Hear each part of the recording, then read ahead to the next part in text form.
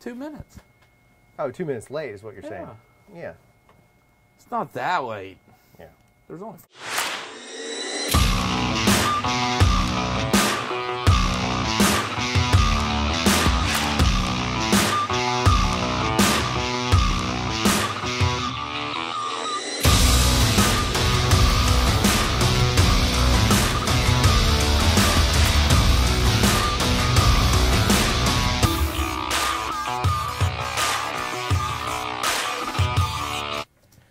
Hey everybody, welcome to In Production.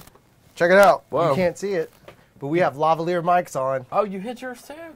Look at you. Okay, Yo, you got that beard. I bet I yours know. is just like the ruffling of your beard. Yeah, I don't really have to do very much to hide mine. No. I mean, there it is. So we've upgraded the audio to wireless audio. We think. We think We'll it's find working. out. Let us know if it's working. Jeff is Yeah. probably out of the left, or I'm probably out of the left side of your speaker. Jeff's out of the right because Oh, that's we're going to using be really weird. Yeah, we're using the GH5 gimmick. Not going into a mixer, which we should have been, but whatever. It is what it is. Yeah, Yeah. it is. Yeah. So, welcome to the show. If I'm tired of saying if you're the new person to join Sounds us. great. Like at this point, like if you're just Yeah. joining in, if this is your first time watching this show, let me tell you a few things. Number one, we never No. know exactly what the heck we're doing. We do tend to talk about technology, specifically cameras and post-production and video and stuff. Sometimes a movie. Sometimes it goes on rants into the nostalgia. Film productions.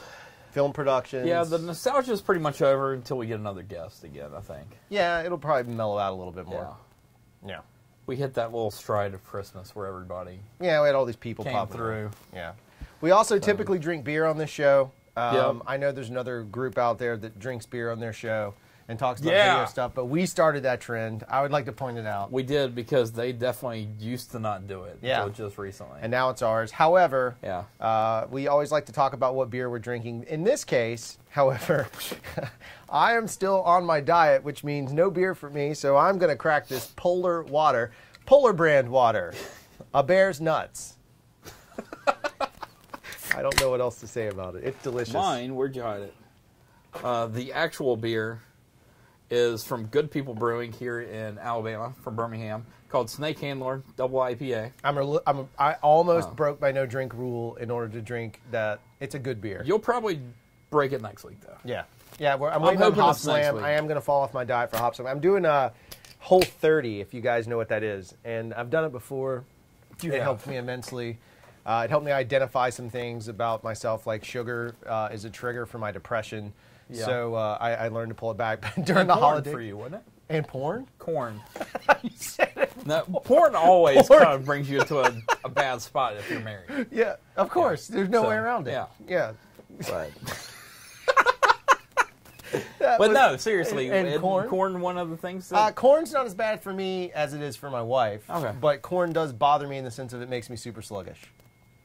Gotcha. I mean, like, just terribly... Like, tacos just shut me down. I know. Tacos are I know, and tacos are my jam. And flour tortillas aren't real tacos to me. I'm kind of a purist. No, you have to have the corn tortilla. I The want double street corn. food. The double corn street Yep. food style taco. See, this show, we don't even know what we're talking about half the time. We have an agenda today, we promise. Yeah. How's the audio sound? I can't read. Everybody's saying it sounds great. You guys like it? I'm coming out of the left side of your speaker, maybe. It's flipped, though. Oh, I'm coming out of the right side of your speaker, maybe. Yeah, I think you're coming out of the... So one of us is the I think devil. you're coming out of the other left, is I'm an coming out of the angel. right. Yeah. Because... Just imagine us, we're on your shoulders talking to But you. if we We're had it both right here. switched, Yeah. then you would be coming out the right side of the screen. I'll be coming out the left. That's what people are saying. Okay, It's all true. right. Pixel. We'll have to are do you that pixel, next time. Yeah, are they're you pixel pixel peeping peeping the the audio? audio. There it is. I don't know why we decided to stay in sync with that. No, I don't either. Maybe because it was in stereo. So if we talk at the same time, it's in stereo. Yeah. Yeah, so Baby Still Troll Force will be in stereo. Yep, that's how it There works. we go. So on today's show, a couple of things we want to talk about. Jeff and I were, we're always trying to improve our business and our business practices and what we have to stay on top of the trends and stuff we need to know. And Jeff came across a that's series just of articles. Trying to stay up. No, I mean it is. It's trying to stay relevant and Yeah. and frankly, we're trying to stay alive. To be candid about it, I mean, we pay our bills, we make some money, but Yeah. we want to grow the business and do all that. So a lot of the stuff we do is technical driven. Obviously, we talk about cameras and we do all that, Yep. but we also look at future-proofing how we can forecast where we're going with our business and how to and deal what with stuff. to sell to clients. Exactly right. Or So better I think I know yet, where you're going with this. to provide to clients. Yes. Because the last thing I want to ever Then- do is shortchange a client into a bad situation. Like, that's a big deal. And to us. honestly, most of the clients don't need to know about any of this stuff anyway. They don't care. They don't. I'm gonna be They straight really up. don't. Like, this is a major pro tip. It'd be No fine if client. it was 480p just thrown onto a television. Truly, it could really very well would. be that you're dealing with an agency that has mandates, right? That's a separate thing. But if you're dealing directly to a client, they do not give a about any of the technical They crap really we all don't talk care. about on the show. They don't care about HDR. They don't care about this. They don't care about that. They don't know the difference. Your customer 90% of the time they don't care, and they don't care about you, and they don't care about your skill set. What they care about is results, and that's just the bottom line. Yep. Because Stone Cold said so. Exactly. But that is the truth. But you still need to be able to deliver and then steer them in the right direction to help them. So something that came down the pipeline that we found pretty big is something that's going on with the ATSC. Yeah. Basically, it's the It's the digital advanced- version of NTSC. Right. It's the advanced really what it is, version. yeah. And then what it stands for, advanced, I think. Yeah.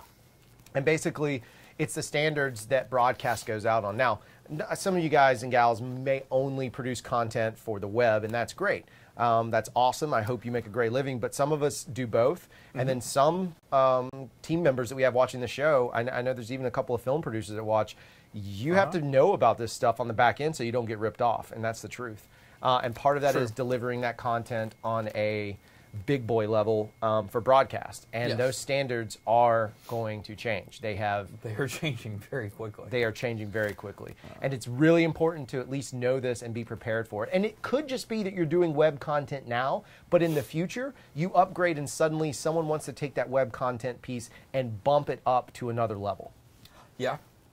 Or you keep growing as a professional, and then you start getting these clients. Exactly. And Either way. who doesn't want to do that? Who doesn't want to grow Everybody in? wants to. We've talked about before, being able to have the bigger client to get the better gear, even if it's just a rental. Like, nobody needs to own Master Primes unless you're a rental house, but being able to rent those Master Primes and shoot spots on them, or the I almost said Schneider. The Ingenue. I don't know why Schneider and Ingenue in my head. There The you go. Ingenue anamorphic stuff that we did with Panasonic or whatever it might be. You're going to get to that point in that broadcast standard. So that's part of what we're going to talk about. We're also going to talk about, we got really lucky. Our dear friend Will Stone, some of you guys might know him from some of the forums, but Will managed to work in conjunction with Judah. I keep wanting to say Judah Bauer from Not that Judah. Judah Weber. Judah Weber, but from Atomos, and they were gracious enough to send us a Sumo. So we have a full video that's going to drop tomorrow. That's like a pretty comprehensive review. I mean, my God, man, we talked about it for 30 minutes. And then we'll have another one come out Yeah, we're gonna pretty have more. quickly after it, Yeah. which will show a little bit more to it. Yeah, which will be more post-driven. But we have a general overview of the Sumo. So we're going to talk about it a little bit today as well. We clearly have the box here. Yeah. We'll talk about the Sumo and what we think about it. It's got some cool stuff, some cool things to talk about. A couple of little challenges, but mostly positive stuff. We also are going to debut a new show called Cards Against CRFTSHO. And so the way that show will work is I will read a black card to the camera. I'll read it out loud, and then I will just present white cards. I'll show 3 of them, and you guys can pick which card you want, and I'll label them 1, 2, and 3. I'll actually burn this card right here. Okay. Now, this could go non-PG very quickly. We don't know. It is Cards Against Humanity card deck here. But it's going to be a Cards Against CRFTSHO.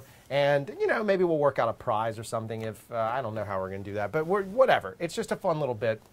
We also are going to bring back, that's what she said, we've dug deep into the internet to find the most inspiring yet random YouTube channels. And we found one. They reached out to us. We talked to them. Very great guys, Dennis and company. And we're going to show you, or we're going to talk about their channel. This dude is just so passionate. He's infectious, and I love watching his content because he's so passionate about it. But there's some bits where, like, his comedy is funny. He's genuinely a funny guy. Just goes off on these random tangents. Maybe that's why I like him, because he reminds me of me. The chat ski's not up because I'm a doofus and did not get it set up. So what's going on in the chat ski, Mr. Worley? Lots of stuff. MPEG is here. MPEG, welcome back. MPEG, this is pretty important. I'm sure you're going to tear us He apart. already knows about it. Yeah. And Frosty Flake also is good. very big on it at the moment. Sailing Rewind is here. Whoa, Sailing, how you been, man? Yeah. Where are you right now? You're somewhere around the world. Oh, Are yeah, you on I a should boat be. right now? That'd be kind of cool. Yeah. Anything else fun? Somebody asking about the battery life on the Sumo. We will have to get to that in just a little bit. Yep. But that's pretty much it. Everybody's just checking in, really. I see Jared Budlong down there. No Budlong. No Budlong. No Budlong. Thought it was Jared Bear. No. He must be actually doing work for once. Yeah. Oh, Jared Bear, if you're listening. Scott Robinson might be here too. Yeah. He hasn't poked up yet. No. Real Aaron Collins asked if we're going to talk about the GH5S. We did last week. Yeah. We can't really talk about it much more than we have not put one in our hands. We don't have one yet. So we're kind of waiting. We hope to have one that we can utilize and test out and play with, but we do not have one. So at this point for us, everything we have done and talked about has all been speculative. Yeah. Aside from the data they've released and our opinions on approaching it and what we see as valuable points, but until we put it to its paces. Yeah, I mean, there won't be a lot of GH5S talk. Yeah. Sorry, just not going to happen. If you want to tune out, totally get it, click away. We will do a comprehensive video on it at some point, but just not today. Today we want to focus on a little bit broader topics of stuff. Yeah. So let's jump Not quite about cameras as much. No, it's not super camera driven. It's important though. And it does relate back to a camera and how it can come in handy. And one of those being like a GH5. Like I said earlier, most clients don't give a crap. Yep. Right? At the end of the day, they just want results. So whether you're using a Sony or a Panasonic, whether it's 8-bit or 10-bit, they probably won't even notice the difference until they get self-conscious about themselves. But for the most part, they're not going to know the difference. They probably don't even know the value in using a Red or an Alexa unless, again, like we've talked about, you're dealing with an agency. What they do know is they want results. And part of our job as creative caretakers of our clients, in some cases, is making sure that we provide them the absolute best solutions possible. And some of those come down to what we kind of teased at the beginning, which is this new ATSC 3.0 standards that are coming out. Yeah. And we'll kind of go over them, but they made a little primer video. So I'm going to click this little primer video up for you guys. And we'll take a watch at this primer video, and then we'll come back and talk about some other details. Television broadcasters are leading the way with a new system that will merge the capabilities of over-the-air broadcasting with the internet. 2 decades ago, the Advanced Television Systems Committee celebrated the FCC's adoption of the first all-digital over-the-air TV standard. It offered pristine, high-definition video delivered in the same 6 MHz channel once needed for black and white, and then color TV. Now broadcasters are evolving to meet the needs of today's viewers and advertisers. This next-generation broadcast platform merges the best capabilities of over-the-air and broadband viewing. The result is a convergence of the most popular method of watching live events with the variety of programming available online. ATSC 3.0 is designed from the ground up to be all of those things. A next-generation transmission system that can deliver 4K Ultra HD images with high dynamic range, plus interactive features and multi-channel immersive audio. ATSC 3.0 is the world's first broadcast standard built on an Internet Protocol backbone. This offers the advantage of both broadcast and broadband. Designed to integrate with Internet-delivered content, ATSC 3.0 will present viewers with more streams, more choices, more channels, and more flexibility. The system takes advantage of new technology with advanced video and audio compression and more robust modulation. Responding to the needs of broadcasters, this new broadcast platform is exceptionally robust, adaptable for single-frequency network transmission systems that can overcome physical challenges to deliver TV deep inside buildings and on the go. The result is better indoor reception and wide coverage for mobile devices. ATSC 3.0's advanced emergency alerting is designed to wake up sleeping devices, alert families of impending emergencies, and provide a rich variety of video, text, audio, and graphic information when it's needed most.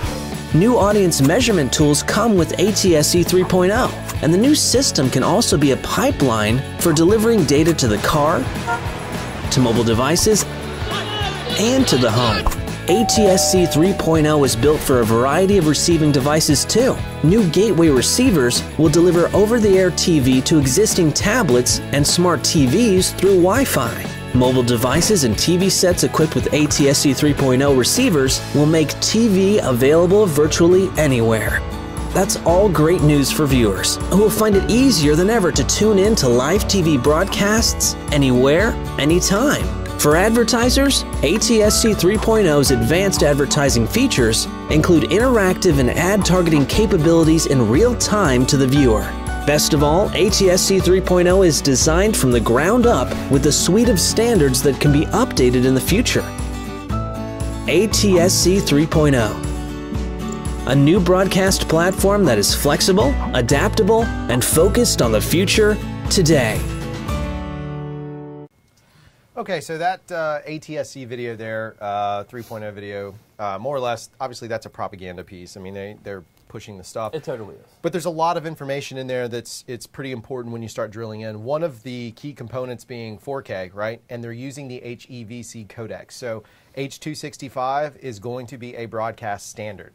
Yeah. Consider what we're talking about right now. Any of you that have monkeyed with H.265 and have had like long render times or problems just getting it to work, I think Ichimoto, I mentioned having some issues. Yep. It is going to be the broadcast standard. However, there's some pretty big challenges inside that. So the HEVC will carry HDR10. Yep. It'll carry HLG. It'll carry HDR10 Plus and HDR10 Advanced. It does support 2020 and 2100. It does support the color spaces of 2020 and 2100. So those elements are going to be there. That's going to be part of the broadcast. But here's the first little challenge in what we all as creators have to consider somewhat problematic just to be thinking about going forward when you have these relationships. First off, 3.0 is not backwards compatible. Let's see if I can find that screen grab real quick.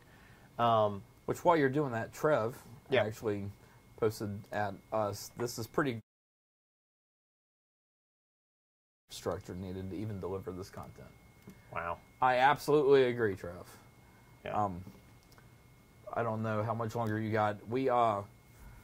I did see that it's going to be a 5-year rollout. So that will get a little bit of it. When we went from NTSC to ATSC originally, I don't know how many people here remember this, in the US at least, there was a digital box that you could get to backwards compatibility, basically, to fix things. There would be no box this time. I do see it as a major problem. Yeah, I mean, so here you can see this quote here. It's probably not super in focus there, but I'll read it out to you guys. Like, this is a quote from an article that was written about it, and it's from Dr. Kemik, which sounds like a total Star Trek fake name. But he says, early on, the contributors to the ATSC 3.0 standard agreed to make as big a forward leap as possible. We chose to forego backwards compatibility in order to realize the extensibility and evolution critical to adapting along with changes in the user environment and consumer demand. To this end, ATSC 3.0 allows broadcasters to offer all kinds of new business services that they couldn't before and gives them flexibility, blah, blah, blah. So here's the big thing about that. Why did I bring that up? And why is it important? Because it doesn't have backwards compatibility, that then means you are going to end up creating two versions of content. If your broadcast content is going to an ATSC 3.0 enabled network, they are going to need, if you want to maintain the quality of it, the way it looks, the color grade, you are going to then need to maintain both a 3.0 version and a 1.0. 1.0 being standard delivery like HD, 1920 by 1080, or in some cases 1280 I've seen, but for the most part. So you're going to have two versions. So that HDR, SDR conversation that we've brought up so many times is about to become a very real broadcast reality. It will be an FCC standard at some point. I think you and I were talking like the target dates they're showing is like 2022 or something? Yeah, 2022 is the full rollout. It's a full rollout. Now here's the thing, they're not making channels, they're not making networks go backwards. So that means ATSC 3.0 is only going to work on certain televisions. Thus far, I could not find anything anywhere saying that they were going to give us those set-top boxes that Jeff was talking about. Yeah, MPEG says that there will be boxes, but the government won't fund it. So you're going to have to purchase a box. I can't really question MPEG on that because he does know his stuff. Yeah. I just haven't seen anything about it. But yeah, I definitely agree with them, especially not trying to get political, because Democrats and Republicans both wanted to push this through here in the U.S. But yeah, I know there needs to be some type of But it's going to affect overseas. That's the thing that's No, so it crazy. will. I Yeah. mean, It totally will. ATSC 3.0 standards are Yeah. already being rolled out in, I think, South Korea. Yeah, Korea's the ones that jumped on it before we have. Right, and so it's already being rolled out. Yeah. So once it spreads internationally, the infrastructure, there's going to be standards involved. One of those standards that's gone back and forth is the implementation of HDR into that 4K content, right? Yes. So that HDR is back and forth. So HLG has a tremendous value for broadcasters because it allows them to convert content in almost, I think it's in real time. And MPEG in the chat ski is an engineer, and he understands it a lot more in terms of like the broadcast level. But But also, let me put this in here since you're not looking at the chats. Yeah. He said you should always question everything, including me. Okay, well, always question MPEG then. I take back what I just said. But that said, there is a tremendous amount of power and flexibility in HLG. That doesn't matter from acquisition side. I'm talking about how the broadcaster takes it. So you may grade something in 1080p, they may do the scale up, and then they apply an HLG process to it in order to make it match to their standards. However, that means that you have to be willing to let go of the color control that you put into it. The time and effort, the artistic intent that we've talked about that phrase before is going to get lost potentially. Maybe not, but it could get lost potentially in that. Now, part of the reason why HLG is so awesome compared to something like HDR10 for broadcast is that HLG helps remove all of the metadata chain that comes along with it. So it allows them to kind of like take away that control that you imposed. They get to remove that control and kind of put a general control in place. So it becomes an artistic intent concept. It works very well for them that way, too. It does. That said, though, they are also going to broadcast HDR10, or now even HDR Plus and HDR Advanced and all this other crap. Yeah, I know. Which is a whole separate thing. I mean, it doesn't matter, but you just need to be prepared to understand the HDR workflow inside of that, because you could very well, here very soon, maybe even this year, need to deliver content, broadcast content in HDR compatibility because of the ATSC. Yeah, if you're going on standards. television, it's going to start getting that way very fast. And once it hits, you don't want to be the guy trying, or gal rather, the person, I should say, trying to catch up. You want to be the person that's already there. Yeah. I'm telling you that from when HD, we were around and I was in the business, in the industry. Craziness of when HD rolled over, it was a major deal if you understood it. And I got lucky. I worked on one of the first HD features that was made. At the time, we were shot on the old Sonys. And then I'd had VeriCam experience. I was a DIT and all this stuff, like a certified digital imaging technician or whatever it was back then. And it's the same thing now. Yeah, it's it's a a little much bit more different. complicated job now than in a different way. Yeah, back then it was all engineering in camera, because you were setting those looks in camera only. It wasn't a LUT. It was engineering it into the camera. I'd use a waveform or a vector scope and do all that kind of calibration and all that junk. Anyway, point being is that stuff is going to come out, and it's a big pipeline, a big workflow. So you just need to be ready for all the different flavors of delivery, knowing that if this channel is going to take HLG, then you know how you're going to grade it. To maybe you make it more of a less contrasty grade, a little more of a controlled, even grade versus HDR10 when you have a little more control to kind of play with it. Now, that said, at one point, Comcast themselves was even talking about rolling out 4K with that X2 or whatever their stuff. And the reason I bring up Comcast is in the US, they are the biggest cable service provider, right? Yeah. They're massive. Unfortunately. Love them or hate them, yeah, they're massive and they're here. And I found this quote I thought was kind of interesting. You find that? I'm looking for something else. Okay. I'm going off I found set. this quote. Basically is Joshua Seiden or Seiden. Oh, Vikings! The executive director at Comcast Innovation Lab says Comcast is reassessing its 4K deployment because of format issues and the push to include high dynamic range content, or high dynamic range according to Light Reading, which is a magazine that's just quoted. Originally, Comcast was targeting the introduction of 4K boxes to coincide with the Summer Olympics, but he says the company now wants to wait until technologies like the 10-bit HEVC codec, and this is an important phrase, the 10-bit HEVC codec becomes more mature. Because as we all know, as early adopters of technology, we all know that that dadgum codec sucks. Yeah, it does. It is brutal. And there's no standards, there's no scenarios that help you with it. So just keep in mind, that's how big this is. HDR is not a gimmick. I've seen it posted in our comments. I've seen it posted other places. HDR is not a gimmick. They're not talking about 3D, even though technically HVEC should be able to have 3D. They're not talking about 3D for broadcast. Yeah. HDR is not a curved television set. That is correct. They are talking about HDR being included in these standards, so much so that the biggest provider of cable, of broadcast content in the United States has pulled back and is, quote, reassessing how they're going to deliver their content. Yeah. That's a huge deal, guys. That's huge. But see, where do we fall in the chain? Well, we're all the content providers. We're providing the content to the content delivery mechanism, right? They're the content providers to the public, I guess. But we're providing the content providers content. And this goes back to that same conversation that everyone's asked a million times about Netflix cameras. Who gives a crap? At the end of the day, Netflix isn't going to care. It's just going to come down to if you can meet the standards that they're after. And if you can fool them with using a GH5 to shoot a feature, good for you.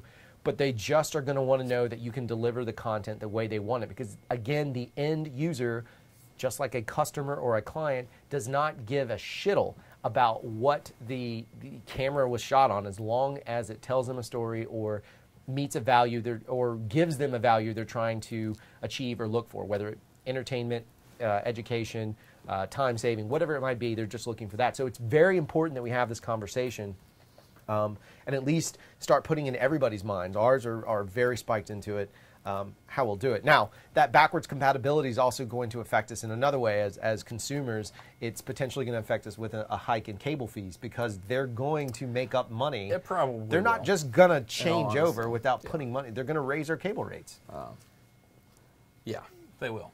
And there's no way around it, which is going to mean that we have to raise our rates in order to just basic cost of living to assume for that costs. I don't want to go into the political shade of net neutrality. Yeah. But that's kind of where it hits harder than most people think. Right. What else have you come across from a technical standpoint, like in terms of that stuff? Because, I mean, you and I talked about it for the biggest thing for me is H.265. Yeah. You know, MPEG's right. He's in the comments saying how, it's a very efficient codec, and it truly, absolutely is. The hard part is the render game. It's like old when Xeon and DPXs were first coming out. Oh, yeah.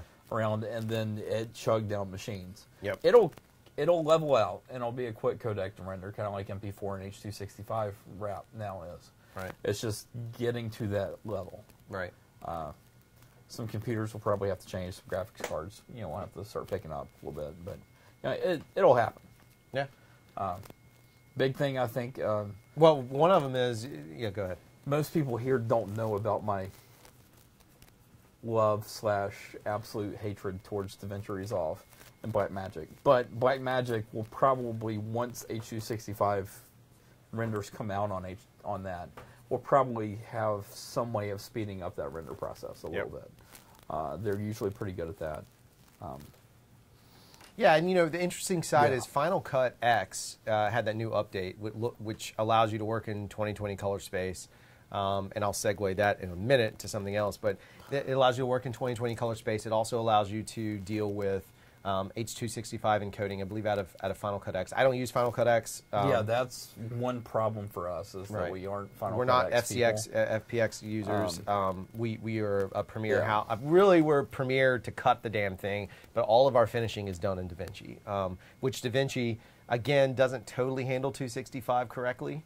And we can't render out of it. Right. That way. But so we have a workflow to deal with in that. You have to go to hybrid.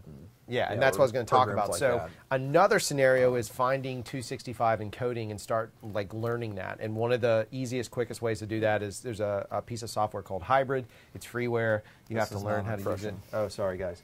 You have to learn how to use it. Plop. Yeah, there you go. Because Hybrid can be quite possibly the most frustrating program on the planet. Yeah, Hybrid's brutal.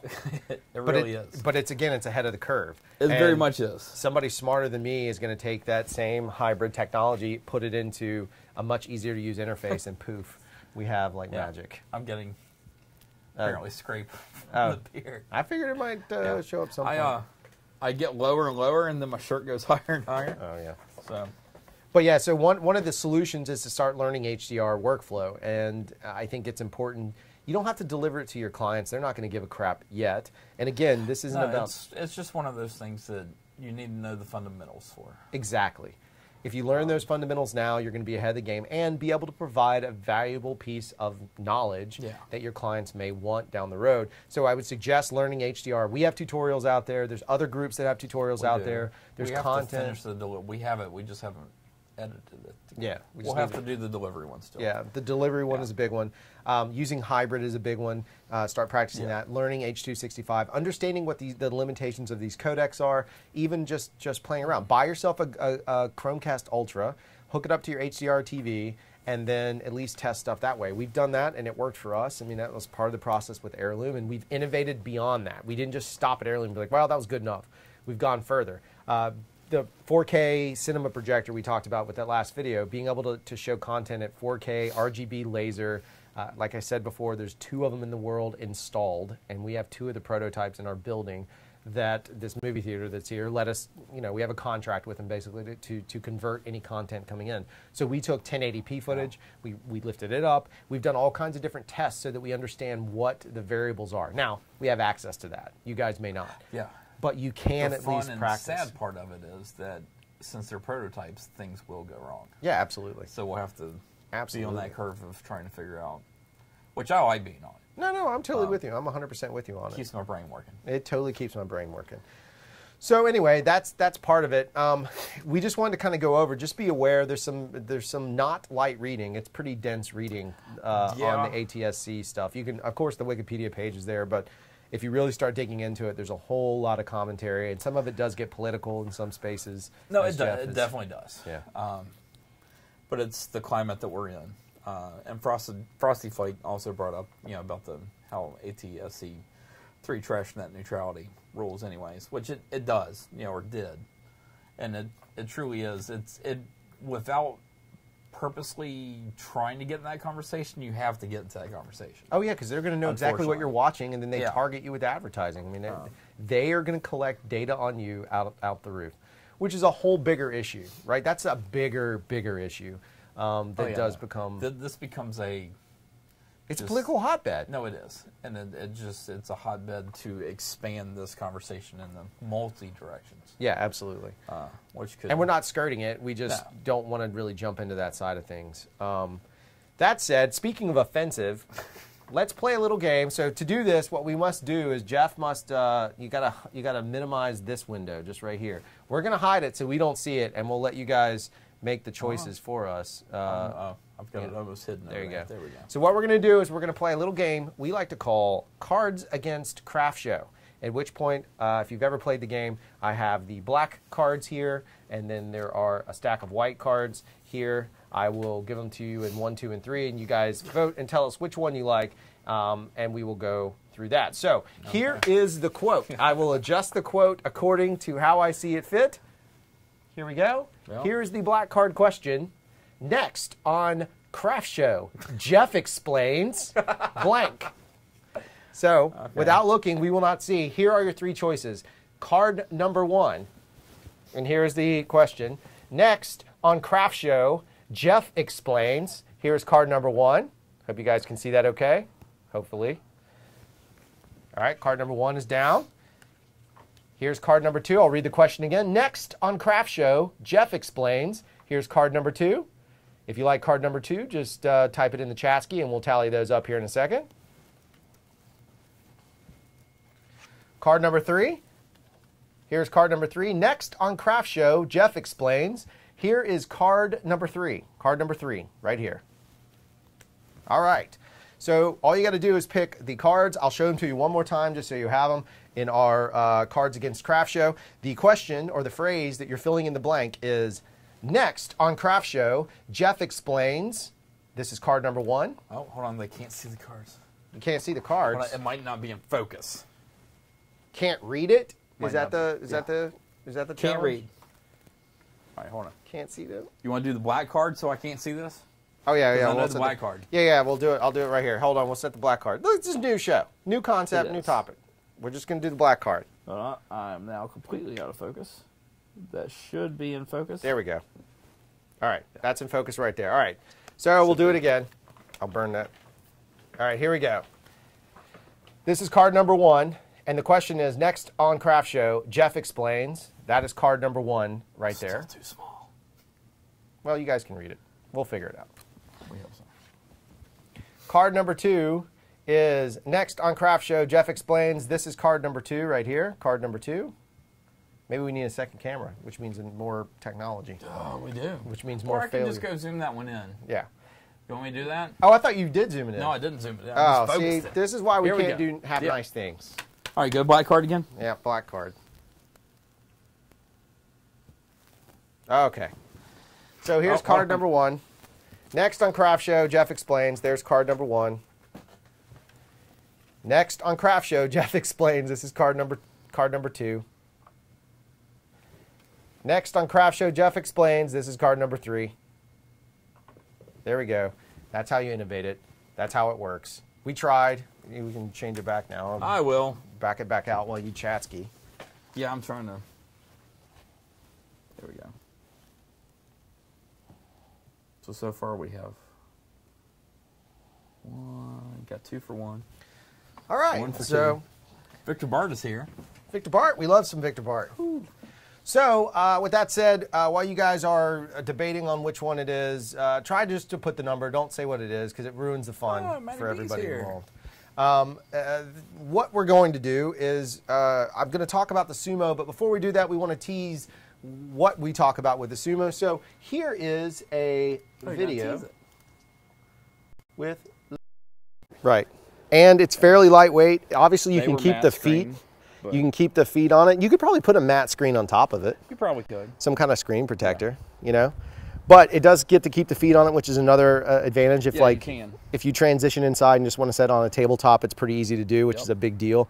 Of course, it has all the same functions as an Atomos, which we'll go over those in a second when we're inside and we can show them to you better without the glare, but it has all the same functions. Okay, so here we are back in the studio. We've set up the monitor on the desk so that we can look at it, and we've got a camera behind us to kind of show you some of the features that we're excited about. Thus far, you know, it's been a great monitor. There's a little bit of lag. I can notice it between here and there. There's like there's a lag thing happening from maybe the fact that we're going from the GH5 to an Inferno, from the Inferno to the Sumo. To the Sumo. Yeah. So this is only 1080p right now. So the Inferno right here is only 1080p because everything else is in 4K, even the back screen behind us, the back camera behind us. So let's talk about it from a post standpoint. Obviously, Jeff has kind of run it through the ringer inside of the DaVinci, and we'll show you some of that workflow, or just some B-roll of him in that with that space. But can you talk about it from a color standpoint, like what you've seen, or let's go through the menu system in terms of post. Let's talk about the HDR functionality, because this is a pretty specific thing. Now, this could happen on set. It could also happen in post. You could use this as a transform LUT, essentially. You could. If you wanted to. Yeah. But basically... Go ahead. And you just go to your monitor modes and you just switch over to HDR. Wow. Right now, and change that. We're in it. Yeah. Yeah. I mean, you guys probably won't be able to see it over there as much. That is, with the camera set to right 2100 gamma, PQ, and then gamut 2020. You can change your gamuts. P3, 709, 2020. Right. Gamma, HLG, and PQ. Right. The differences, and there's a massive difference. HLG to PQ. That's pretty big. But technically, we're 709 over there. So, I mean, if you really want to show, you can even show Panasonic V-Log, V-Gamut. Right. And take it all the way to HDR. And it's pretty dark. Yeah, you take out. And, right. It looks pretty. Can you talk about what happens on the waveform monitor? Because we noticed that. This is something. It looks like it also over here. It is doing something over here. Yeah, because that looks. Right here is the yellow bar at the very top. Then when you go down, you can see it's, I don't know if, hopefully you can, it's graying out the farther down you go. And this is becoming where your white point is going to be at. So this is your clipping point for white? Yeah, this is your clipping point. And then, technically, if I can get this is for guys with fat fingers, like me, Andrew. That is at 800%. Right. on this, and that is where 1000 nits land. Okay, so here we are back. Like we said, we were going to talk about briefly the Atomos SUMO. You can see our untidy rig in the background in the reflection, which was one of our discussion points, the screen being so glossy. But we'll get to that in 1 second. But first, let's finish up our little game of Next on Nickelodeon. Next on Nickelodeon, that's what it says. Next on Craft Show, Jeff explains, and it looks like the number one choice was number one, which I have right here. The number one card is, you ready? Sure. I'm going to read it blind. All right. Here we go. Next on Craft Show, Jeff explains wearing Nicolas Cage's face.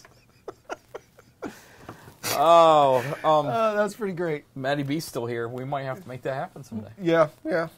Wearing Nicolas Cage's face. Jeff explains next on Craft Show. So we'll His just. face really won't. That's pretty good. Just for fun, let's see what the others were. Number 2.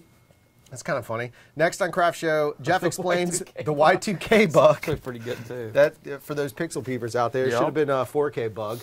Oh, there you go. Next on Craft Show, Jeff explains deregulating the mortgage market. That would put me right to sleep. Yep. There we go. Those cards will officially be burned and put out of the picture. Will not be included in the next round. It just can't always be Nicolas Cage's face. No. All right. So we'll jump in. Let's talk about the this Atomos beautiful Sumo monitor that you guys can see as we flip it around and bang it into things. Yeah. Sorry, Judah. Yeah, exactly. Yeah, so we had this sent to us to kind of evaluate, test, and look at. And I'll be honest with you, I was a little skeptical at all the promises that they made with this monitor, especially being the HDR component. But I can safely say that from an HDR standpoint, we have tested it. We have taken content straight from. We were using a GH5. We've also done it with the Red. And we'll talk about those two variations. But with the GH5 4K directly in, it recorded it and it flagged it correctly. We put it on YouTube and poof, we had HDR content. Straight out of it. Straight out of this bad boy. I mean, we pulled the card out wherever, the Atari cartridge. We pulled the Atari cartridge out and it went straight onto YouTube without a problem. And it was flagged. So it very much works. Straight from camera. And I believe that would be the same effect you would get when you use the updated firmware on the Shogun Inferno and Shogun Flame. It's supposed to be the exact same way. Yeah, the Flame... Or the Inferno Flame, Inferno, whatever. The Flame itself hasn't... Updated? Yeah. No. Well, at least the Infernos are updated. Yeah. The Inferno Ninja the Flame is supposed to. Yeah. At some point, the smaller ones will have that same capability, which is pretty awesome if you're looking to get it up. Now, you can do the same thing internally with the GH5 by using HLG, but this, we were able to take log and put it up there. In fact, do you have the power plug? We can just like... We do have the power plug. Maybe just show... I was going to write this, but Trev, that might already be in the process of happening. What's that? This question, how are you going to convince Jeff to buy one of these? Oh, no, that's already... We'll talk about that momentarily. Yeah. So again, the robust build of it is pretty solid. Let's turn around and look at the back real quick. Woo, that popped. So on the back, you guys can clearly see there's a variety of functionality here. So this arm that Jeff has installed here is actually the battery bracket, yes, right? the 2 battery mount. So you can use gold mounts on it. Yeah. Or V mounts. V mounts, gold mounts. Whatever you want to mount to it. I had to drop back in here real fast. And it will be, it's a, we have not tried it, but supposedly it's a hot swappable. So if one battery dies, it'll pull off of one, leave the other one there. So when it dies, you can pull one off, change it out, it'll be running off the other battery. Let's not plug this into the wrong one. Yeah, don't plug it in the wrong one. Which one is it? Oh, battery. The bottom, yeah, DC. You have a card? Anywhere? Yes, I do have the card. Yeah. All right, so the battery side. Now, this piece that you're seeing here is from our old Panasonic. We used to have the 17-inch. Yeah, we have 17. It was an industry standard monitor, but we have that Panasonic 17-inch. It's 720p. It does what it needs to do for a client monitor, just as a reference. If we really want to get technical, normally, Jeff and I would pack up the Flanders that cost $10,000+ and bring it to set. But yeah, so this bracket here, as you can see, it's got a little arm swivel. This allows us to mount it to like a little baby combo, and we'll go over in more detail in the episode that will drop on Wednesday. Today, Tuesday? Yes. Yeah, We'll drop on Tuesday. Wednesday. We kind of go over it in a little more detail on how it all kind of configures very easily. That said, it's basically the same sort of interface. If you guys have ever used, where's the power button? There it is. If you guys have ever used a Shogun, or I'm sorry, an Atomos product before, with the exception being the blade. But if you've used the Inferno or the Ninja or any of those, really, the Shoguns, they're all very similar to this in terms of structure. Of course, one of the big downsides of these is the fingerprint thing from it being so glossy.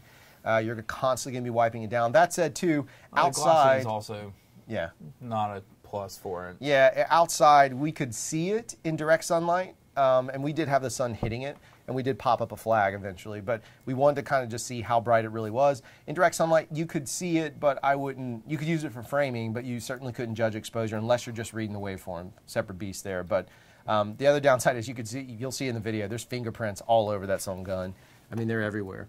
So, whoops. So we can actually pop in our Atari cartridge. It has a satisfying click, as people who do reviews like the sound of a satisfying click. Mm-hmm. It does very much do that. I think I put it in correctly. Doesn't it go like label out, like label to the back? Yes, you did. It's right there. Oh, okay. You just got to press play. Oh, good. So we'll just push play. And that will have a commercial on it first. Yep. So one of the things that we were toying with is taking a 1080p spot, running it through, and doing the color gamut on it. I don't even know if I've made that adjustment in here in a while. Whoop. There you go. You guys can see pretty pretty quickly how much it jumps between those two. As I'm just selecting the Atom HDR, so it shows the 2020 gamut, which gamut that's down here. Which that is 2020. That clip is 2020. Right. So you can kind of see a variation on it. And if we go into the menu, I think this clip is the one. We also have fat fingers. Play. Me too. While you're doing that, Espen asked, do the Sumo record 4 different 1080p cameras at the same time? It will, but it cannot yet. Still needs an update. It can record multiple cameras at the same time? Yeah, it'll do multicam. Yeah. It will do multicam, only at 1080p. Oh, there you go. Something else I didn't know about it. Yeah, it's not in it yet. So this it is coming. This piece here is actually HDR. This same clip will go directly to YouTube. Tomorrow it drops. Yeah. Inside the episode, it has a link so you can watch the HDR version. Without it, it doesn't really matter. But you can see it's a very flat image. You turn on that HDR and poof, suddenly it's there. We can confirm that this exact clip, the one you're seeing here, will also be up online, and it worked. It triggered. Yeah, it triggers. Without this and effort. The commercial both. Yeah. Absolutely triggered 100%. Yep. And the commercial, did you set the commercial HDR? I did in here. Yeah. So it does trigger. Playing through DaVinci. Right. Yeah, so we did a test. I used this as my external monitor. Right. And recorded the 2020 out of here. So if you're hearing what we're saying, Jeff pushed play, like old school tape to tape style. Jeff pushed play on DaVinci while pressing record on this, and was able to use this to basically transform it to HDR. And it worked. Just as a test to see if it would trigger and stuff like that. So that's kind of think about that. That's kind of a cool feature if you have some content you need to put up on the upper level. And again, hopefully we can find a solution for Final Cut that works. In order for us to get all this to work, to make it happen from an HDR standpoint and 2020 triggering correctly, Jeff is working off an iMac. Trash can is up here, yeah. So we have a separate box. It's a PCIe. Yes, PC, Sonic, whatever it is, Sonic box. Yeah, Sonic Express. That's Thunderbolt in that allows us to put a Deck Link 12G card. Deck Link 12G 4K Extreme. Right, which has a lot of words. Yeah, it has HDMI 2.0 coming out of it, which carries the signal over, which means it works and it triggers and blah blah blah. Everything works the way it's supposed to. It's proof point. We've done it. We've done the testing. It actually works. So the Atomos is a stupidly affordable HDR monitor that can transform footage like a transform LUT at the same time. Yeah, and I will put it out there as people will see in the episode, I guess. Yeah. It's for reality of doing a feature in HDR, I probably wouldn't use it. You know, if I had the option of using a $30,000 true HDR reference monitor, I would. Right. But if I don't have that option, this is what I'd go to. Yeah, I mean it is. We even talked about it comparing to the gimmicky. Flanders? Flanders, yeah. Yeah. We even compared it to the 709. Yeah, the 709 out of this to Yeah. the 709 out of a Flanders. Again, Flanders at the time, that one cost us close to 10 grand. Yeah, it was about 8. Yeah. So it's close to a $10,000 monitor, and yet this $2,500 monitor, which it's only $2,500 because it has a recorder built in. Yeah. The other one's 2. The other one's $2 grand. It's a beast. You can take it on set. It's robust enough that we're happy field testing it. We're going to put it to its true paces when we go get a job tomorrow. We're going to put it through its true paces on set with the client interacting with it. Yep. But my God, it absolutely did everything that we asked it to do. We threw red at it. It has. You know, and the red turned to 4K. I'm sorry, 1080 HDR, so HD HDR. Yeah. Which is, you know, a whole nother thing. A lot of us get caught up in the 4K aspect, but one of the rollouts, early rollouts for the ATSC 3.0 is actually they're testing out HD HDR. So that would be 1080 HDR. It might be the first product. Yeah, people still, there's a place for it. There is a place for it. That stream is going to be huge because it's going to be the easiest one to get out there first. So if you can provide it's going to be that, the smallest, you might quickest, be easiest one to do. Market differentiator right there. Just a very simple one. As long as your clients are understanding of the value of it. Of course, the rest of the ports and all the technical stuff is fine. We'll talk about all that. I mean, you know, it's got SDI ports. As we just found out, it can potentially record 4 it's signals. also got its own audio in ports. It does have true audio, which are kind of nice. Yeah. And it's better than that little tethered cable that I hate so much that comes with the Yeah, well, I'm trying to remember. I think it's the Divas, going back in the big film side. Yeah. Things. I think that a lot of, even if not, you can do it off the mixing boards, off of your sound mixer on set. Right. Could run it out and have rough audio straight out. Right. Do straight dailies. Right. There, basically. Yeah. Now, that's another thing. Custom what, throws it on there. That's what I was going to say. One of the other things that's really crazy, aside from missing some data, which if Atomos is listening, if they would give us the option to turn on timecode as a window burn, I just want to bring up one of the coolest things that we use ours for on film shoots, commercials too, but mostly on the film shoots, is we let it convert to 1080p, and then we take those and can very quickly and easily transcode them for if the producer wants dailies. So then if you have this monitor as part of your kit and you show up and you have this monitor set up and you get a source from the sound department and you get a source from the camera department that's feeding this bad boy, yeah, it's 1080, but who cares? It's for dailies. They're just watching the footage. The only catch would be is if you could do the window burns appropriately, would make it a game changer. But the other side of it from a DIT standpoint is if you can do this as your playback, to where you're recording high quality 4K or whatever it is you're recording, 1080, 2K, 4K, whatever. This will play much quicker, much easier on your machine at ProRes than a R3D file. Oh, yeah. Or an RLOG-C file. Yeah, for sure. So I mean, it still has a benefit as a full-size recorder to do dailies from. Right. And then it does have 12G, so if you have a camera that can send out 12G, that's you're able to send 4K HDR over that? Is that right? I mean, if you have, it's a 12G. It's 12G? Yeah, it's 12G right there. You can send, if you have a 12G cable, you can send 4K out of that. Right. Or even in. Yeah. If the camera has an output. Yeah. That does 4K. The camera has the output. Our Reds don't. No. They only have ours don't. 3G. Ours are 1080s. Yeah. Yeah, they're so it's 3G, all 3G and stuff. Then it's Type 1 HDMI on the back of ours. Now, the other thing that we haven't tested out with it, again, we could use this with this battery bracket if we did have wall power or just one battery is all that was needed, whatever it might be. But it also has these ports on the top, which are sick because all of a sudden I can screw in my my Teradek, so we could actually mount our Teradek directly to the monitor. So you're getting a better line of view, line of sight. So now your Teradek's mounted on top with a short cable down, poof, done. And if it has the battery, it has a P-tap, then you're in even better shape. There, all your power can exist right here. That's a brilliant on-set. Yeah, it's I brilliant. Do like that. You could even put it on an Israeli arm and stick it up higher. Because I think it was Espen, build quality of this thing. It still is plastic on the front pieces and the back pieces. The side arm that holds the structure together or something, is aluminum. It is not going to break or rip apart as I don't really want to show it, but yeah, like ours does. As the plastic 7-inch ones can. Yeah, the Shogun, our Shogun cracked on the top. Just cracked on the top and on the bottom through multiple uses. It just broke. And it's the way I've had TV Logics do it before, and I've seen small HDs do it. But there is it's aluminum all the way across as the frame. All the screws are aluminum.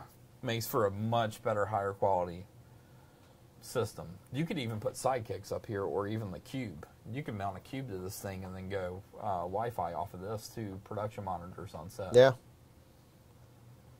Is there a cage for it, Espen? Yeah, there is. I think there is. I think it's the Atomos Armor is what they call it, which they have for the 7-inches as well. Yeah, there's somebody that makes a cage for it. I think it's like $700 though. So then you're $700. But honestly, I mean, it's as highly built as the Panasonic monitor we have. Oh, absolutely. And that's a production monitor. Absolutely. Straight off. I'd like to know.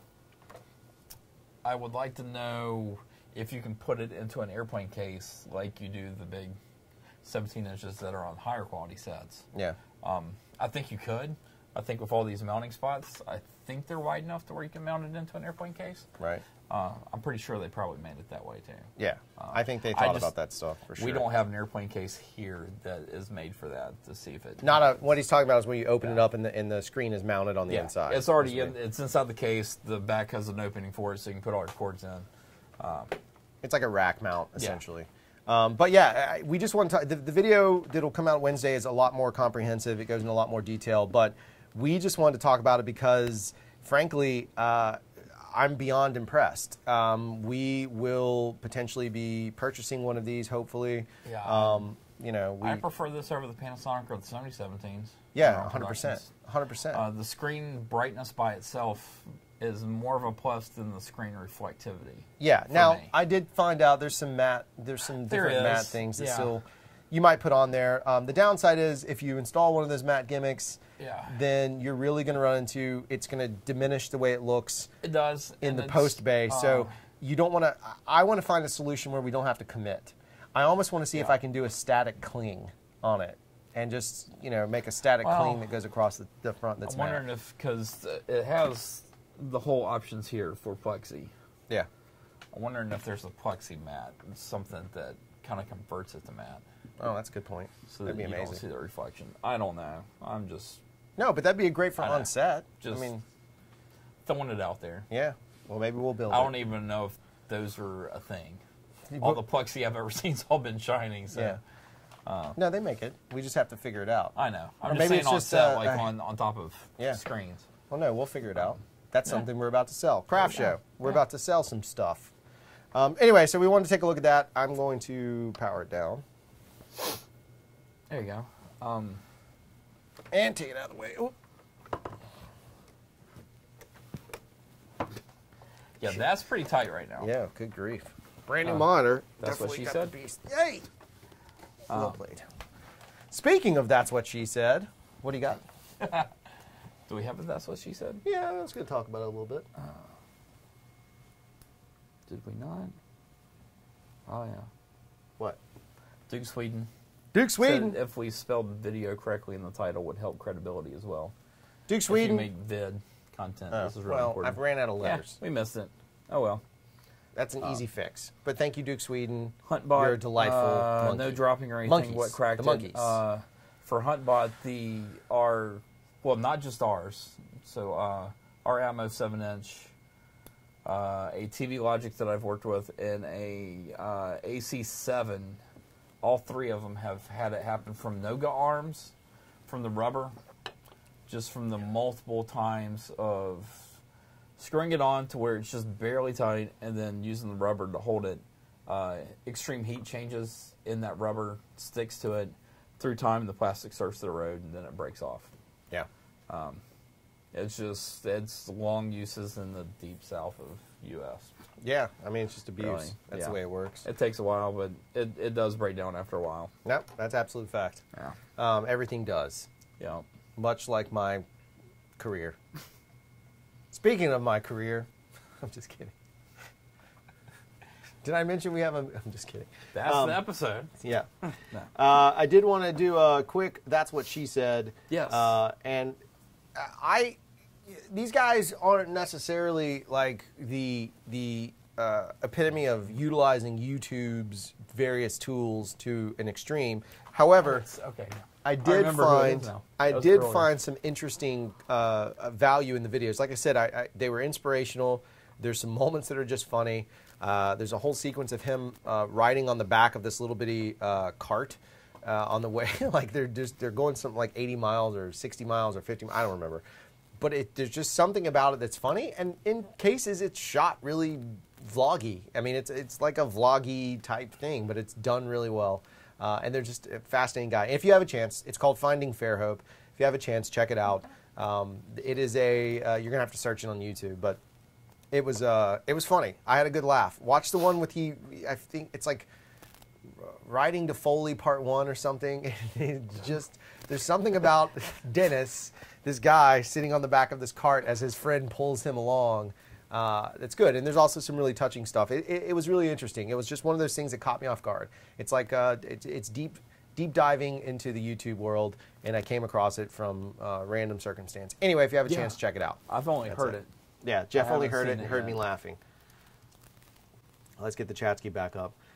All right, well, we have landed at our hour mark. Is there anything you guys have questions on or want to talk about? We'll just keep the lines open here for a minute. Maybe we can Chatsky about. Is there anything going on over there in the old Chatsky box? Doesn't look like it. Living La Vida Loca. Yeah. Sizzle Reel says. Happy to have Espen back. Yeah. Espen likes to do exterior shots, not worry about it breaking, cracking in the plastic. Yeah, this monitor I'd recommend for that. Yeah. Look, as a client monitor, as a DP monitor, as a operator monitor, I think it's. I don't know about operator monitor. It'd be kind of hard to throw one to an arm. Okay, fair enough. If you're watching, if you're the DP, as the DP monitor, client monitor, or director's monitor, as a DP gaffer monitor, yeah, I think it's pretty solid. Yeah. Especially if you had a bunch of LUTs preloaded, and can you load more than one LUT? You can load up to 8 LUTs just like the other Atomos. That's awesome. Products. So if you load those 8 LUTs, you could have variations based on maybe the sets you're going to or whatever looks you've kind of conceived to see what it looks like, and it might be pretty handy. Sweden. You don't like me? He says he loves us, but I look too much like his grandfather. Duke's my jam. I actually have to kind of take that as a compliment, even though he doesn't like me anymore. Because I look like his granddad. Duke is eternally trapped in watching monkey videos, whether he likes it. And I mean the band The Monkees. Not chimpanzee videos, but actual monkeys videos. What are you saying, Duke? Duke says... If we ever done anything other than Heirloom? Heirloom's just the only big project we've done on GH5. Yeah, we don't shoot a lot of bigger stuff on the GH5. Yeah. The smaller stuff we do is there. But for this company, it's probably the biggest thing that we've ever done. For CRFTSHO, yes. For CRFTSHO. Yeah. But for film... Frame 29 or the beard color and stuff like that. We've done much larger things than Heirloom, but yeah. Yeah, we just don't a lot of the stuff publicize them as much. Yeah, for my side, there's still a lot of stuff out there that I truly can't talk about. Yeah. But hopefully someday those projects will ever get completed, but that's a whole different episode. Yeah, well, it took, 3 years for Sasquatch, it once was called Nigel and Oscar, to even come out. I still got that one that you know about that we showed little that's true. heads and tails from that we still haven't finished shooting yet. So that was 2 years ago. Yeah, so things happen. Yeah. Things happen. Takes a while for a movie to come out. In fact, there was a movie that was shot while we were making, it just came onto Netflix. It was while we were finishing Convergence, I think. Mm-hmm. Was that when Somnia was made? Or was that Nigel and Oscar? Oh, yeah. No, that was Convergence. Yeah, so we finished up Convergence in this hospital, and another movie came in right behind us and filmed. Convergence was made in... Somnia. Yeah. Knows what we're talking about. It was made in 2013, and this movie called Somnia came right behind us. And their movie just came out onto Netflix only so this year, literally 2018. beginning of this year. This year, I want to say last week. Yeah. I mean, it was pretty, and now it's called Before I Wake. So, I mean, that's what I was going to say. We can't say what it is. Sometimes the movies take a long time to come out. I mean, that's the other side of it. That was a very weird circumstance, though, too. They got caught up in a big litigation. Yeah, that's a litigation. They got tied up. I mean, we have other content. If you want to see other stuff that me and Jeff have done and what we're working on in the film world, go to frame29films.com or f29f.com, and you can see, like, a lot of stuff. And that's all stuff that I directed, shot, Jeff colored. We edited. We did whatever. There's a bunch of content. And then I should probably upgrade mine. And then you can also see some stuff at thebeardcolor.com. Is that right? Yeah. You'll see a big coming soon. Yeah. And then if you want to see some scenes or narrative content, you can go to drewdirects.com. So if you go to drewdirects.com. It's got some good reels on it. Yeah, it's got some extra content. It's got some stuff. Some older stuff. A lot of that stuff is red. Yeah. It is, if you're looking for pixel peeping stuff. And a lot of that stuff I didn't DP. I just was the director. But there's some really great DPs, really great looks on there, some really innovative ideas. You can always go look at that stuff if you want to see anything else we've ever done in that space. Again, that's f29f.com, drewdirects.com, or thebeardcolor.com. Yeah, I think we went off on Duke. I apologize, Duke. I didn't mean to go off on you, buddy. No, I mean, just we pushed a lot of stuff out there all at one time. Oh, yeah, no, Duke's cool. Yeah, I know he is. He's my Reddit I'm just pal. saying, I just screenshotted something of Duke. Duke and I he just told me about an episode of The Monkeys to watch. Oh, God. So I'm going to check it out. As soon as he does that, now you're stuck in that loop. I was joking, man. Now I know, I'm going to do it. The real Aaron Collins says, I really enjoy you, Craft Show. Keep up the great work. Well, thank you, the real Aaron Collins. Yeah. Carlins.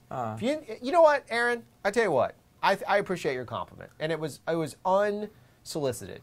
So if you will shoot an email to drew@craftshow.com and you're in the United States, what's it? Continental United States. Yeah. I can't ship to Alaska or Hawaii. I just don't have the money. But if you are, I'll send you some prizes. That's what I'll do. So send me an email, drew@craftshow.com, and I will send you some prizes. I will say the best thing for Duke Sweden, or anybody else on here, on the whole thing of what we've done, Mr. Scott Robinson said it the best. Stay away from the stuff he directed. Oh, God. Yeah, it says Scott Robinson, the guy who produced half of the crap I directed. So, yeah, whatever, Scott. Whatever, Scotty. But, again, he won't hire me anymore, so that's said and done. I guess I do suck. Are you happy now, Scott? You just caused me to get depressed. Thanks, buddy. Thanks. No. We got a box. Let's open the box. Oh, yeah. We were going to end the show. The box is open. Sorry. Yeah, we pre-opened it. So, our dear friends at Wooden Camera saw an episode in which Jeff and I had purchased this brand new wooden camera rig for the GH5, and I destroyed the handle that came with it. Pretty quickly. Wooden Camera saw it, and they contacted us and said, hey, you guys totally messed up a great product, which is true. And we love our GH5 cage. Medium, I think it is. But they were nice enough to send us a package. So in the box, they sent a pretty rad T-shirt, a nice Wooden Camera shirt. We opted based on its size that I would wear it and not Jeff. Yeah. Based on size, pretty rad T-shirt. Very nice of them. They also sent along this tiny Allen key, and I'll explain that in 1 second, because it's a little bit of a zing. It's a little bit of a Duke Sweden. No, it's definitely definitely a Duke Sweden. It definitely is. So if you saw the episode, I unscrewed this and stripped it. See, there's a little set key here that you use. You guys can't see it, but it's tiny. It's a tiny little piece. So they sent along this new handle and followed with a nice little note that says, handle set screw key, smiley face, because they know that I stripped and destroyed our previous version of this. So we have our handle that is now fixed. They can go back onto our GH5 when we use it. And frankly, I'm going to figure out how to use this same handle on our red because I prefer it much more. There's just something about grabbing a big piece of wood. That's too easy. I'm not going. I know. I was just throwing it out there, just seeing what stuck. Like a little pasta noodle. I'm in a wrestling group, and everyone's obsessed with Finn Balor's pecker. That is. How about that for random? I don't want to randomly rant on that, but I could randomly rant on that for a long time, actually. I could, too. That's gotten out of control. Yep. But none of these people have any idea what we're talking about in that. No more Cards Against Craft Show. Oh, do you guys want another round of Cards Against Craft Show? We got a request? I guess we could do that one. Don't worry, I can multitask. That's why I love you, Duke. Duke is... I swear I'm going to get your show. We're going to get a show on the air with Duke. All right, you want to set it up? We'll do one more round of Cards Against Craft Show, and then we're going to call it, I should probably make clients happy again. Oh, you need a little... Yeah, I need a black card.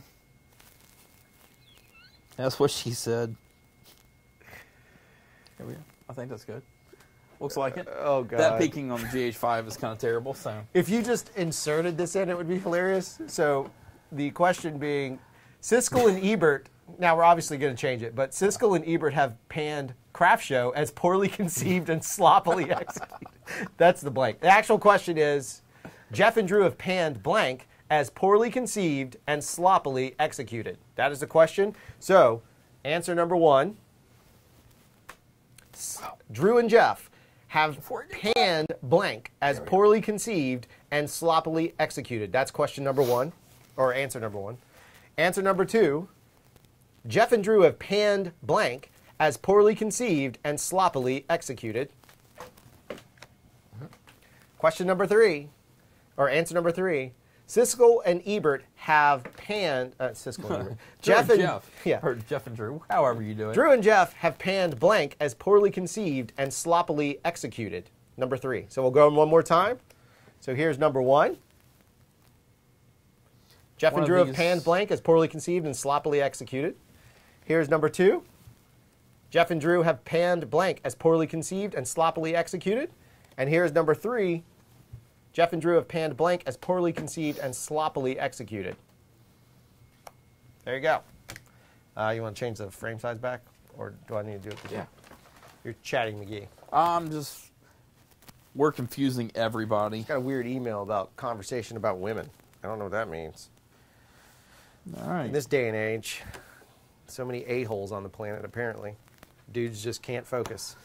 All right, so what was the... I can't focus. Ooh, 2, 3, it's pretty 2, mixed up this 2, time. 1, 3. Right now, Ichi just came in to just make it tied. Yeah, so if we go with this... 3 2s, 3 3s, and 2 1s. This is actually the closest one. Yeah. So it looks like 3. Ooh, 2's back in. Yep, 2's We'll give it a couple more minutes. Do you guys have any Yeah. other thoughts or questions on If the ATSC? answer is camera test, Yeah, that would be amazing. that would be absolutely amazing. Maybe I just need to make our own card. Maybe we should make Craft Show Against Humanity cards, because technically I don't believe this is copywritten. It is an open source game. And if we made those, you could make fun of all the various camera things. 1 and 3. I may do one. Thomas here. Hello, Thomas. I may do one more. Super awesome guy. Super awesome guy. Yeah, does great work. Really great work. There you go. Thomas Overton does great work. 1 is now tied with 2. Oh. There we go. 3 is only 1 behind. So we'll let it kind of solve out. If you guys have, if you've had a chance to kind of like dig around on the GH5S, we'll get on that topic for just a moment here while we finish out this game of Cards Against Craft Show. Have you guys seen? Don't try and mess it up, Ichidomo. I see what's going on. Thomas came in, doesn't know what we're doing. He just dropped numbers. He just dropped it in 1 because of that. Okay, great. Yeah, it's awesome. That's fair fine, enough. Thomas. That's Yeah. perfectly fine. You know, a lot of people are looking at the GH5S, and we've heard all the complaints and all that stuff. Have you guys seen any footage that wowed you? If so, I'd like to see it. So throw it in the comments. We'd love to see some really cool GH5S footage. Just because I'm curious too. We're hoping again to get one. I'd love to get one this week and correlate the GH5S testing with the Atomos SUMO testing. Certainly to see the variations, it'd be really nice to have that. Hint, hint to the universe. But it would be pretty good. So what are we looking like? What's our number here? 1, 2, 3, 4. We have right now. Honestly, I think we have a tie. Uh-oh. Let's see, we have 1. Ishi's doing 2 different types. No, he did 3 already. Okay. Yeah. 1, 2, 3, 4. 4 for 3. 4 for 3. 4 for 2. We'll make the little notes. 4 for 2. 4 for 1. Oh, we've got a 3-way tie. Three-way Scott tie. Robinson, you, sir. He probably already left. No, he probably did. No one skied. No, he just popped in. Duke Sweden. Duke Sweden, you, sir, will make the final choice. Duke Sweden. So, number 1, 2, or 3, Duke. I don't even care to try and reframe these because I'm too lazy. 1, 2, or 3, Duke. Your choice. Duke makes a decision. Scott Robinson he just is here. Number 1. Scott Robinson goes with number 1. So we God. sealed the deal. It's probably something terrible then. Yep. Here we go. Jeff and Drew have panned jerking off to a 10-second real media clip as poorly conceived and sloppily executed. Yeah, that's... I want to see 3 because Duke, while you're reading it, threw out 3. All so right. they went 2 different directions. All right, so number 1 is that. Pretty good response. Let's read number 2, or number 3, I mean. So this is number 3. Jeff and Drew have panned a mulatto, an albino, a mosquito, my libido. That is highly offensive, as poorly conceived and sloppily executed. All right, that's pretty offensive. That's pretty offensive. It's on the offensive list. It is. Maybe I got to tone these down. I don't want to offend true. No, it's a joke. Because number 1, honestly, that's science. that's Scott Robinson. Yeah. No, it's not. No, but like towards you and I. Yeah. Number That 2, totally is. Jeff and Drew have panned log. Ooh, that actually is relevant. Who picked number 2? Who picked number 2? Because you guys have just trolled us. Victor Bart did. Whoever did that, now Espen, officially receives Geoff, Victor, a Baby Sizzle Seal Reel. Troll Force Award. Who is it? Who am I saying? We have Victor? Sizzle Reel, Sizzle Reel. Victor Bart, Victor Bart. Geoff, Geoff. Yep, Yep. and Espen Vikings. And Vikings, you guys receive a very special tribute to you with this.